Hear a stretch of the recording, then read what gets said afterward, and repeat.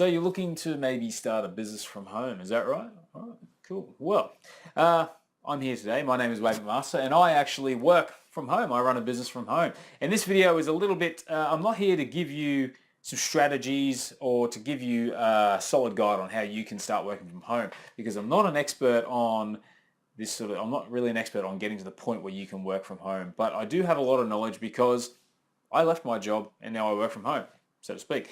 And so I want to just tell you my story, and hopefully there's something you can gain from that that'll help you to work from home and actually achieve what it is you want to achieve. So first of all, my name is Wade McMaster. I'm a web designer, blogger, internet marketer. I run my business from home, as you've guessed from this video. Well, not guessed, I have told you. And if you like videos like this, at any point, if you enjoy this video, please consider subscribing to my YouTube channel. But just to get started, I'll give you a bit of a background story. So I was working full-time for a place for 12 years and obviously got a mortgage, family, and was in that position where I didn't really feel secure leaving and actually making a go of trying to start my own business and trying to work from home, because if the money doesn't come in, the mortgage payments don't come in, we can't afford to keep the house.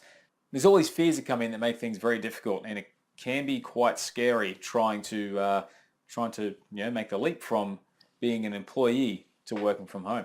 And first of all, you really got to make sure that you got to have a business plan. You got to make sure, okay, can I make enough profit to pay my bills from what business it is I intend to do from home? And because what I do, I exchange my time, my expertise for money, very little overhead. It's very easy for me to make a living from home. But if you're selling goods on a retail sort of basis, you've really got to get the business purring and making that money before you can quit.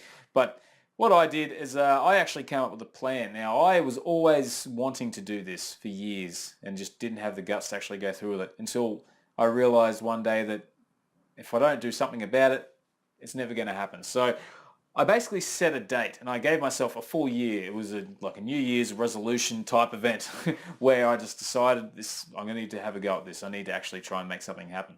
So I made arrangements with my wife to basically dedicate almost all of my free time to building this business during that year. And the idea was, we'll see how it goes, see how it builds up. And if it's working, then I'll announce my intentions to leave my job. And my job was actually a pretty good job. It was fantastic. People to work for were excellent. Everything about the job was actually pretty good. But when you're somewhere, some people are built to run their own businesses, and I wanted that independence. So I came up with a plan and I started a Facebook page. I built my website because I'm a web designer, and I started doing a few free projects. I did a free website for a person running a jiu-jitsu club about half an hour away from here. And from there, I got a few inquiries. Later down the track, I picked someone else. If you're going to do this, you can't just simply say, oh, I'm doing free websites. You need to approach people you want to work with that you can do a good job for, depending on what it is you're doing. I approached a handful of other people, did some free websites, and as people saw those websites coming up, they were excited that, oh, wow, I can get Wade to do a website for me. So they would contact me and ask me to do a website. And I started off pretty cheap. Like, I worked very hard and didn't make a hell of a lot of money for the first few months. But I was getting websites, I was getting jobs and generating a bit of buzz to the point where people even started contacting me at my full-time job looking for how they can do work with me. And being the honest person I did the work through my job because I didn't want to step on any toes. They contacted them through their number. Legally, it's their customer. But I had a lot of buzz around my name because I started doing good work. I started pumping it out, and I was doing it relatively cheap at the time too. So when the time came, I put my prices up and worked and slowly built it to the point where it was like, okay, in about 6 months I can quit. And at this point, we're talking June, middle of the year, I decided I need to make this happen by the end of the year. I announced my intention to quit. I knew I was going to do it. Told my boss, I gave them the full 6 months notice. And of course, I was prepared to possibly leave earlier if that was what they wanted, because it's different. When you have someone working there for 6 months who you know is going to be kind of your competition. But we have a very good relationship, and I was able to stay on for the full 6 months, and still have a very good relationship with my old employers at ZipPrint.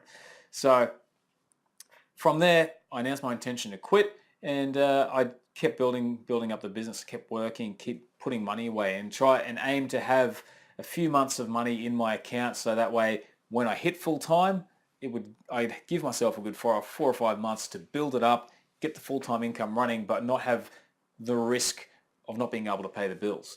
And luckily, I didn't even need that money because I hit the full-time income pretty much straight away. I started the middle of January and made a full-time income pretty much from week number 2 because of the fact that I built up this business, built up a buzz, and went from there.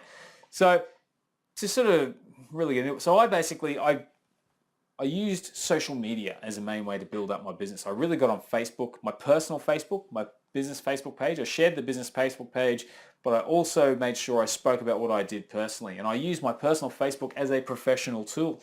If I had someone who I got along with quite well and I was doing business with, I was building a website, I'd add them on Facebook. Obviously, you want to be careful with if you just start adding people all over the place, they're going to be thinking, well, some people don't like that. But I still use my personal Facebook for personal reasons. I just keep it on a professional level. I don't do anything stupid which is going to harm the image of my business. And I share websites that I build. And I got to the point where most of the people on my personal Facebook are now subscribed to my page. So I tend to only update my page with business updates and portfolio pieces and things like that.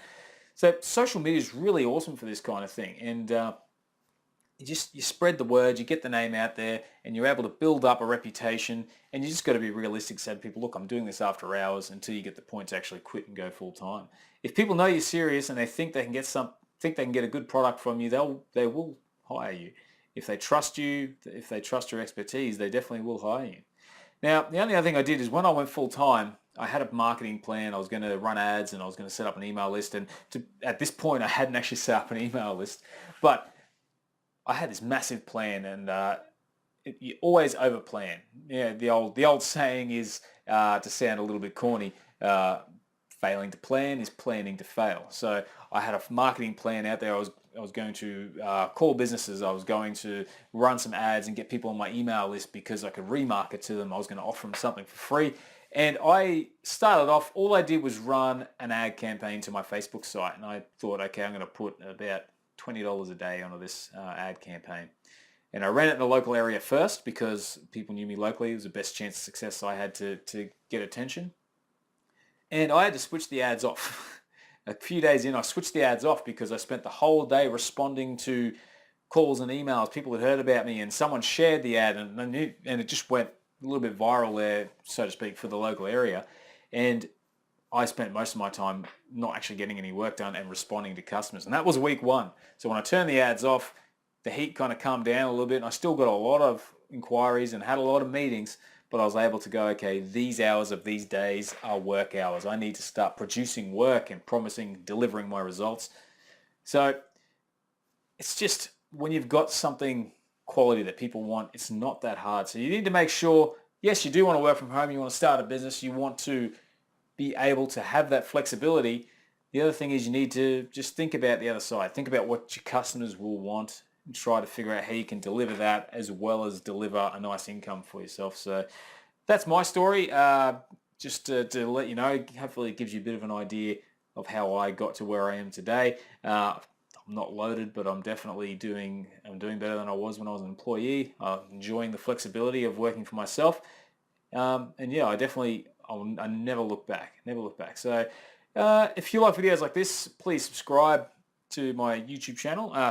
Thank you so much for watching, and I hope to see you again soon and go from there. Thank you. See you later.